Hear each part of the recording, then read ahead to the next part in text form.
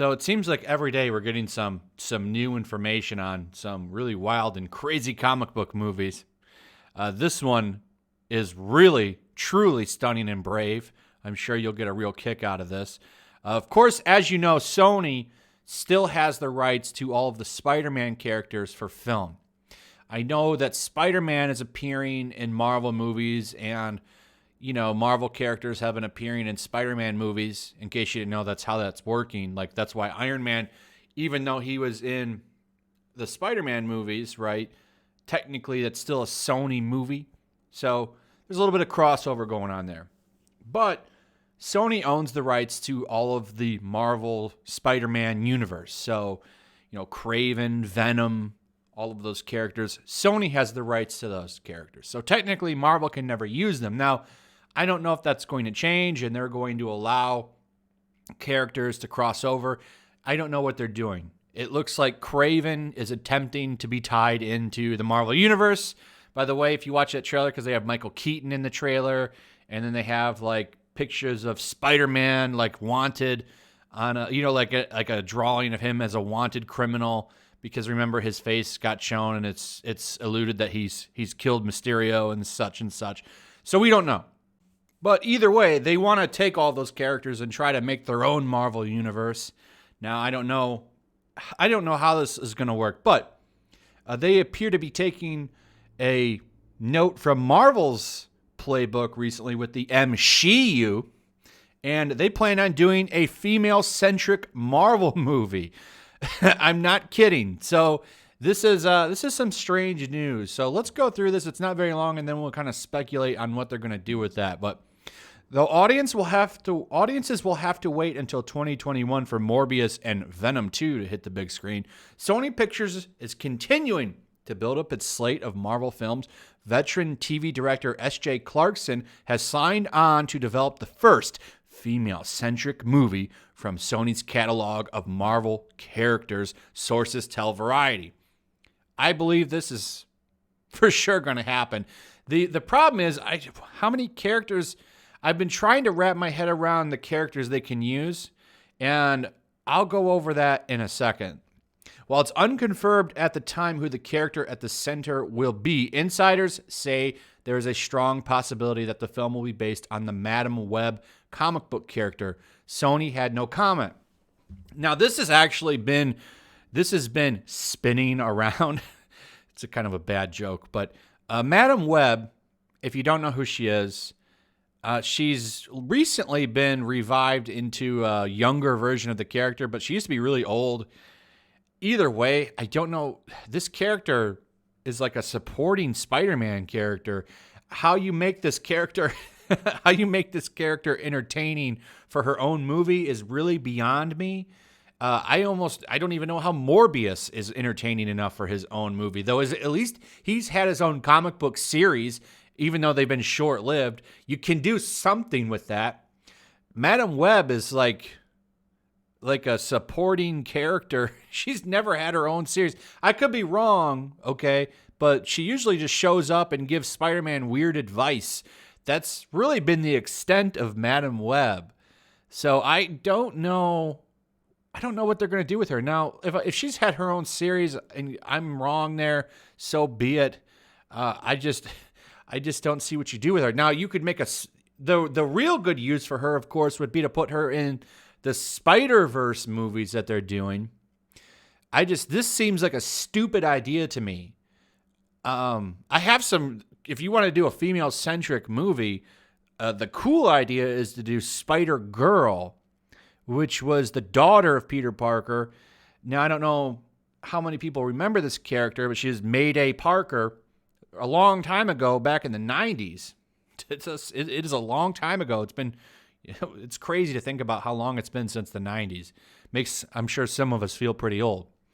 But back in the 90s, there was a spin-off book, as you could say. It's like an alternate future.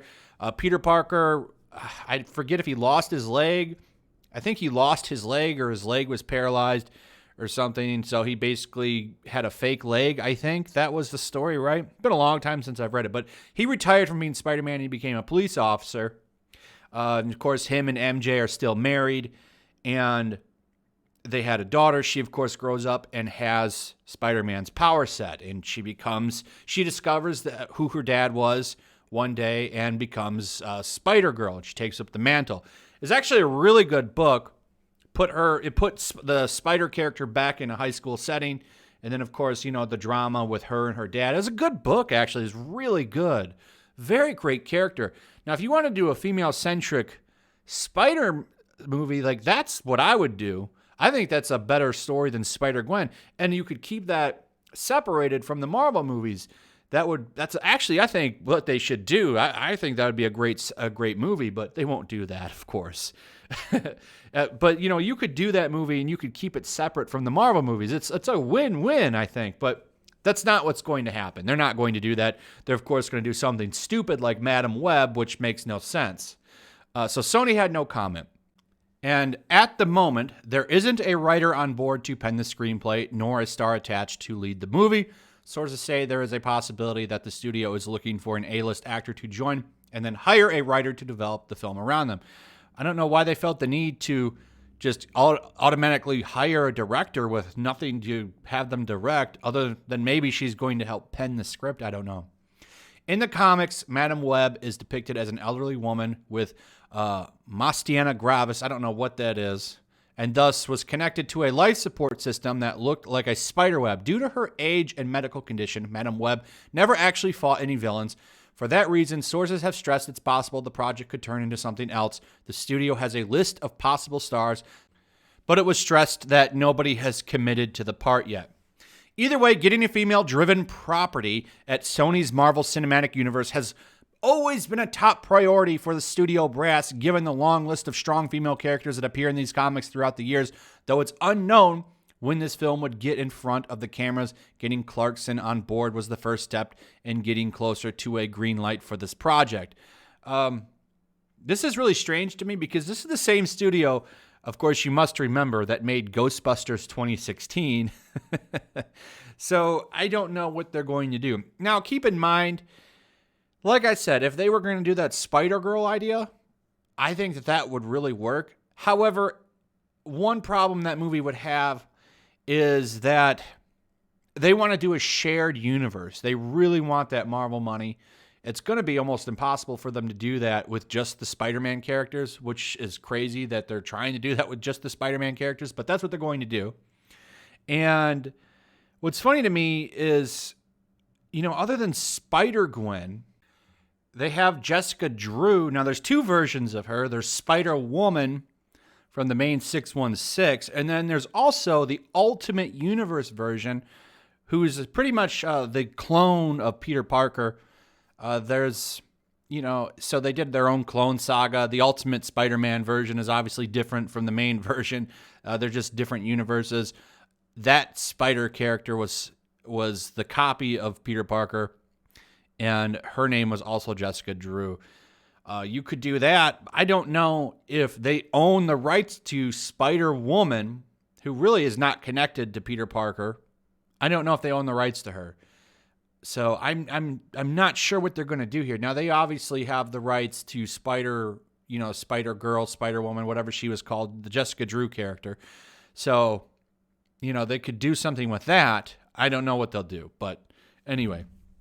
As for Clarkson, the director has spent the last decade cutting her teeth in the TV realm, working on shows including Banshee, Bates Motel, and Succession. This is her first time directing a Marvel character either. She helmed multiple episodes of Netflix Marvel TV show Jessica Jones. In recent years, studio executives have had Clarkson on short lists to direct several major tentpoles. She came close to being the first female filmmaker on a Star Trek film. Before that, project was shelved due to contract issues with its stars. So the first season of Jessica Jones, I really liked that season. So I don't know if she was on season 2, which I didn't watch. I heard it was actually kind of bad, but the first season was good. So, I don't know what they do with this. Madam Web is a terrible idea. If they're wanting this to work, they're going to need to do it right. Now, I found this graphic on Twitter. This is made by the Geek Twins, and it was published by them August 28th in 2019. It's a very good diagram here. Here's all of the heavy hitters that Sony Pictures has the rights to. So Sandman, Peter Parker, Carnage, Mysterio, Aunt May, Vulture, Rhino, Lizard, Venom, Black Cat, Mary Jane, Miles Morales, Shocker, J. Jonah, Green Goblin, Kraven, Silver Sable, Electro, Doc Ock, Hobgoblin, and Gwen Stacy. Of course, they own more characters than that, but what are they going to do? Black Cat, the movie? Now, that could maybe work. They could probably do Black Cat, Silver Sable. Now, wasn't that the rumor that they were going to do a Silver Sable Black Cat movie? I don't know why they need to be together in the movie. I don't know. There's so many things here. Like, it could be a team-up movie, right? Are they going to just do that? Who knows, right? But to me, the thing to do is to do that Spider-Girl story, but I don't think they're going to go that route. That would be a really smart move because then you can tie Peter Parker in there. That's a money maker. It's a money maker. So my guess, Spider-Gwen movie, Jessica Drew movie, Black Cat movie. That would be my guess. But I hate it when they use these female-centric words because it puts it in this weird quote, like woke status to me. And I just find that incredibly stupid to do. So we'll see. I don't know. What do you guys think? Do you think it'll be a super woke movie? Do you think maybe they'll try to make money this time, unlike Ghostbusters 2016? It's hilarious to me that they're pushing this. We got to have a female-centric movie. We got to do it. We got to. We need it. It's going to work. It's stunning and brave. It'll make lots of money. So I don't know. Maybe it'll be an Aunt May movie. Huh? Yeah. The Ladies of Parker. You could have Mary Jane, Gwen Stacy, Aunt May. Maybe they could all go shopping. Stuff like that. Oh, wait. No, because then it would be an sexist movie. Right? This is a pretty cool little graph, though. I like how they have Stan Lee in the corner. Like, hey, Netflix, do they really own the rights to those characters? I don't know if that works like that. Who knows? Universal Pictures. I like how they have Rick Jones there. So this is interesting. It could go both ways. It could be super woke. It might not be woke. We won't know until we get more details. But hopefully it's not this ridiculous Madam Web thing. A lot of the other outlets that are covering on this have pictures of Madam Web on the thing. Like, that's going to be what it is. And the way it's implied in this, it sounds like that's what they want to do, which is incredibly stupid. Madam Web is not that interesting of a character. So we'll see what happens. I'll be watching this. Hopefully it's not woke garbage. Hopefully it'll be a good movie. I'd rather have a good movie than a bad one. So we shall see. Anyway, thanks for watching, guys. Let me know in the comments what you think. Also, share the video, please. Throw a like up. All appreciated stuff. Make sure you're still subscribed. Subscribe if you're new. Hit that notification bell, and I'll see you on the next one. Peace. Also, if you want to help support the channel, check out my Teespring store. There's a link in the description. You can find some merchandise in there that you might want to check out. Also, take a moment. Make sure you're still subscribed to the channel.